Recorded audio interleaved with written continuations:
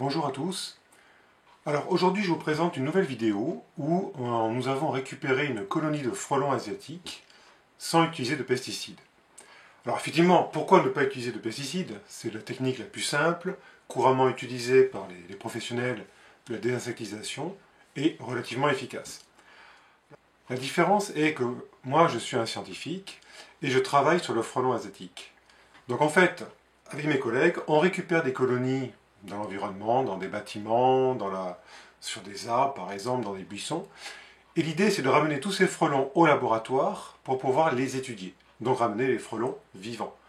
Donc la différence des professionnels de la désinsectisation, des entreprises 3D, nous pouvons passer, nous, un peu plus de temps, 1 heure, voire même parfois 2 heures sur un site, pour récupérer la colonie complète. Comme nous récupérons les colonies gratuitement, parce que ça aide les gens à se débarrasser d'une colonie de frelons asiatiques de manière aisée et sans payer, et nous, ça nous permet de récupérer du matériel vivant pour réaliser nos études. Donc des études sur le comportement du frelon, des études sur la génétique du frelon, enfin différentes questions scientifiques dont j'aurai l'occasion d'aborder dans d'autres vidéos. Et pour ce faire, il ne faut pas qu'on utilise de produits chimiques, il ne faut pas que l'on tue les frelons. Donc depuis une dizaine d'années, on a mis au point des techniques de collecte des colonies de frelons avec le matériel adapté en termes de protection, en termes de collecte, ce qui nous permet de récupérer les frelons en toute sécurité. Donc là, je vais vous montrer une nouvelle vidéo où on récupère une colonie sous un abri, sous un toit, et vous verrez que la collecte de la colonie est relativement simple, et on passe du temps derrière pour récupérer tous les frelons qui volent dans l'environnement. Alors, la première chose à faire, une fois qu'on veut récupérer un nid, ça va être de consister à boucher l'ouverture pour éviter que les frelons puissent sortir et attaquer l'opérateur ou les opérateurs. Donc on peut utiliser du papier souple ou du coton sans aucun problème. Ensuite, nous utilisons un seau de différentes tailles en fonction de la taille du nid. Donc là, on a un nid de petite taille. Et avec une spatule, on va essayer de détacher le nid pour le faire tomber dans le seau. Alors, ceci est une chose aisée en général.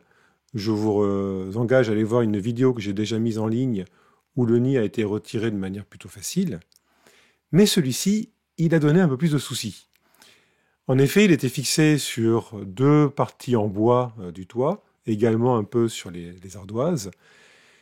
Mais la matière qui constitue la zone de fixation du nid, en général, est plus dense, elle est plus dure que le reste de l'enveloppe, par exemple. Mais on arrive relativement facilement à le décrocher. Sauf que ce jour-là, l'opérateur qui travaille à l'heure actuelle sur l'écran, là, eh ben, c'était beaucoup, beaucoup plus dur. Donc, avec un peu de patience, en continuant à insister avec la spatule, en essayant de bien découper, en forçant un peu au niveau de la zone de fixation du nid sur le toit, eh bien, au bout d'un moment, le nid va finir par lâcher et tomber dans le seau. Ça prend un peu de temps parfois. Voilà. Le nid est tombé. L'opérateur donne le seau à un de ses collègues qui referme le seau avec un couvercle pour étanchéifier le système et pouvoir le ramener au laboratoire en toute sécurité. Mais malgré ça, il reste pas mal de frelons à l'extérieur, des frelons qui étaient sur l'enveloppe du nid au moment où on a bouché l'ouverture, et des frelons qui étaient à l'extérieur du nid, qui sont revenus en fait après une activité de fourragement, c'est-à-dire collecte de nourriture ou de matériaux de construction pour le nid. Tous ces frelons, si on ne les récupère pas, en fait, vont potentiellement reconstituer un, voire même plusieurs petits nids à proximité du premier, ce qui va bien évidemment inquiéter le propriétaire du site. Donc, ce que nous faisons avec un filet de capture, un filet à papillons tout simplement, on capture le maximum de frelons qui sont soit positionnés, qui se sont posés sur la zone où était fixé le nid au préalable, soit qui volent à proximité de la zone.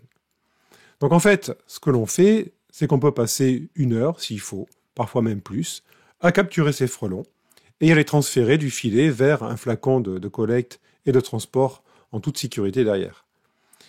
Le but pour nous étant de récupérer les frelons vivants pour pouvoir travailler sur ces frelons au laboratoire. Alors, évidemment, cette collecte au filet à papillon, au filet à frelon, hein, comme vous voulez, en fait prend du temps. Et c'est la période la plus chronophage de la manip pour collecter une colonie. Alors effectivement, nous, on peut prendre du temps pour le faire, parce qu'on a un intérêt d'avoir ces animaux vivants. Mais effectivement, on peut bien considérer, en comprenant assez facilement, qu'un professionnel d'une entreprise 3D, s'il a plusieurs nids à détruire par jour, de passer 1 heure, voire 2 heures sur un site, c'est un peu plus difficile. Mais effectivement, on peut, comme vous le constatez sur ces vidéos, on peut détruire facilement une colonie sans utiliser de pesticides chimiques, et ceci en toute sécurité. Alors merci d'avoir visionné cette vidéo jusqu'au bout, j'espère qu'elle vous a intéressé, et à une prochaine fois. Bonne journée, au revoir.